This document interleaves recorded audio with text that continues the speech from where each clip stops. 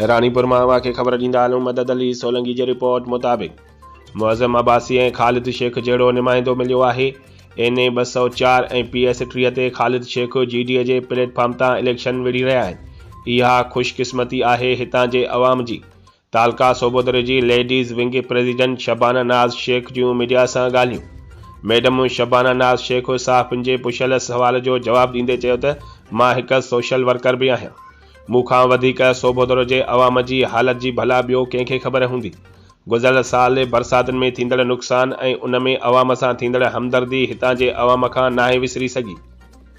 तरपाल, टेंट, बर्तन, राशन गुम कया विया। जेकॾहिं कंहिंखे ॾिना बि विया त राति जे ऊंदाईअ में ॾिना विया। इहो सभु सोबोदर जे अवाम खे यादि आहे।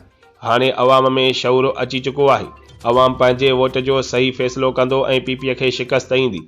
मैडम शबाना नाज़ शेख वधीक ॻाल्हाईंदे चयो त हिते तइलीम ऐं सिहत ॿई शोबा तबाह थी चुका आहिनि। इस्पतालनि में ग़रीबनि लाइ दवा समेत का बि सहूलियत नाहे। स्कूलनि में ॾिसो त किथे बिल्डिंग नाहे त किथे उस्ताद नाहिनि। अवाम पंहिंजे वोट जो सही इस्तेमालु करे GDA खे वोट करे कामयाबु कयो त इंशाअल्लाह असांजी पहिरीं तरजीह तइलीम ऐं सिहत हूंदी।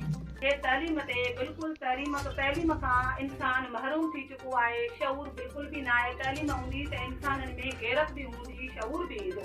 ऐं असांजे ॿियो इस्पतालूं सिहत इस्पतालुनि में वञो त जिते एतिरी हराम पई लॻी पई आहे जो अमीरनि जा इलाज थियनि था, ग़रीबनि खे कोई निहारे कोन थो। रुलंदा था वतन, धिका खाईंदा था वतन, काई दवा फ्री में मिले कोन थी। फ्री में त शायदि उनखे ॾिसण जे लाइ बि बिल्कुलु तयारु न आहिनि। असीं उन ते पहिरियों एक्शन खणंदासीं इंशाअल्लाह। ऐं 2 नंबर में असीं गैस बिल्कुल भी गैस ना आहे, बिजली ना आहे, रोड रस्ता इंशाअल्लाह असांजी पूरी कोशिश आहे। अल्लाह में पूरी उम्मीद आहे इंशाअल्लाह असांजी GDA जी पार्टी कामयाब थींदी। सोभ माणींदी इंशाअल्लाह। पीपल्स पार्टी खे शिकस्त ॾींदासीं, असां कामयाब थींदासीं त पहिरियां असीं पंहिंजे हल्के में इदारे में इहे कम कराईंदासीं इंशाअल्लाह। अस्सलाम वालेकुम वरहमतुल्लाहि वबरकातुहू।